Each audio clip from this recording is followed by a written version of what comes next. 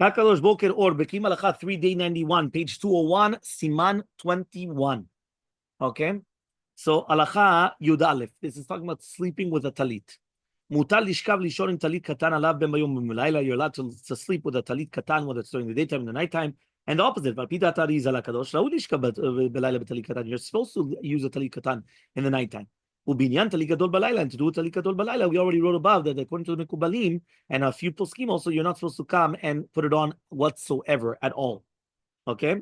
So it's 269. The Kolbo cited Maran Bet Yosef that the custom is to refrain from sleeping while wearing a tzitzit in difference to the honor of the mitzvah. Baruch Chaim brings down the Rosh, giving the same testimony, but he countered that in the experience, no one practices stringency. The Rama also likewise that it's permitted to sleep with wearing a tzitzit, and that is the common custom. Now, according to the Rizal HaKadosh, states that one should take care, right, never to take off the talit katan, whether during the day or during the nighttime. One should go to sleep while wearing it, and the mitzvah will help him to protect him from harmful influences. So when you sleep with a talit katan, it protects you. One should take it off only when bathing, when you take a bath, right, or a shower. The Rizal proved this from the Gemara's concept of the Elmaleh. He came into the bathhouse, he exclaimed, "Woe to me that I don't have any mitzvot." That he regained his composure when he remembered the mitzvah of Berit Milah that we're doing right now. Okay? Yeah, so he says it must be, right, that David HaMelech slept while wearing tzitzit. Because if not, then he could have said the same thing about the tzitzit, about the nighttime.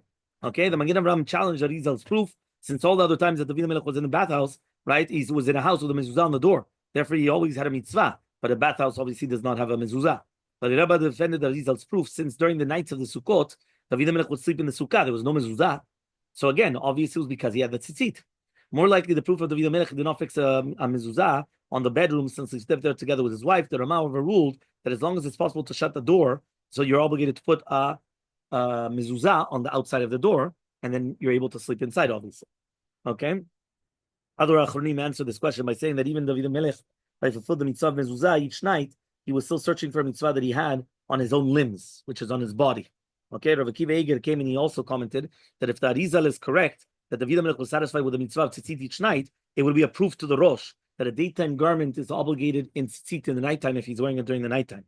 Okay, the response of Shevet HaLevi countered that Arizal's argument is valid according to the Rambam's opinion as well.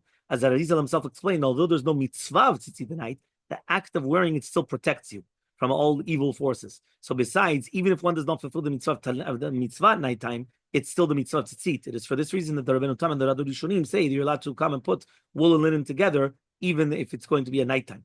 And this seems to be a weak argument, however. The plain meaning of the Midrash brought down by David HaMelech is that it's sufficient just to have a mitzvah, right, that you're fulfilling a mitzvah, and that's already enough.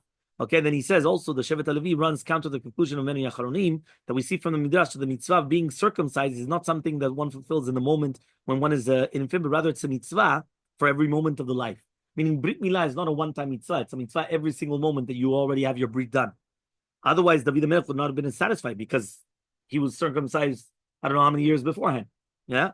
So according to the logic forwarded by the Shevet HaLevi, it was not necessary for him to fulfill the mitzvah of circumcision. It would have been sufficient just to have the symbol of being circumcised, and that's already enough. Fine. Next, Halacha Yud Bet. Haminhag la'akel lechabes hatalit etzel kobes goy, uvifra bizmanenu shakibus naseh al yidei mechona.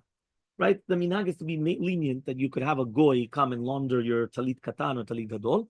But he says, especially nowadays, that anyway it's a machine doing it, so there's no problem. 270. The Kolbo wrote, right, cited by Maran and Bet Yosef, that's why the custom was to refrain from having a non-Jewish woman launder the talit, for this would be disrespectful for the mitzvah.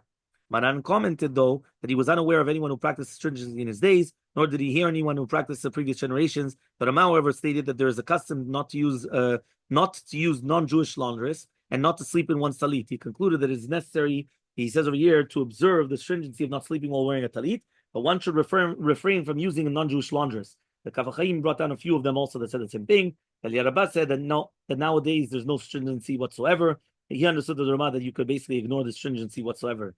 So the Kaf HaChaim concluded that anyone who practices the stringency tavola beracha, but it's very difficult to rely upon this. Meaning nowadays you're going to say, well, you can't give it to anyone, so then so you have to do it yourself with the hand. So he says Sephardic Jews certainly may testify, be lenient, just like Maran said, right? And he says, although some Achronim said that the custom in Morocco at the time was to refrain from using non-Jewish laundresses, he says nowadays the common practice is no one practices this. So he says that basically there's no problem whatsoever. The response also, Chayei Levi also ruled that there's basis for stringency even in modern times. when someone gives it to the dry cleaners and talit has stains on it, the workers treat the stains by hand and then they put it into the machine. So according to this logic, it should be permissible to have that talit cleaned by one's household maid since she uses the washing machine. Of course, the entire discussion is for Ashkenazic Jews and not for the Sephardic Jews. Meaning, according to Sfaradim, there's no problem. According to Ashkenazim, that's when we have the problem, should they use it or not. What about a talit with its seat removed, or a talit katan? The Mishabra ruled the customer refraining from using non-Jewish laundry supplies only to a talit with its seat attached. If someone removed the tzitziot, there's no problem whatsoever.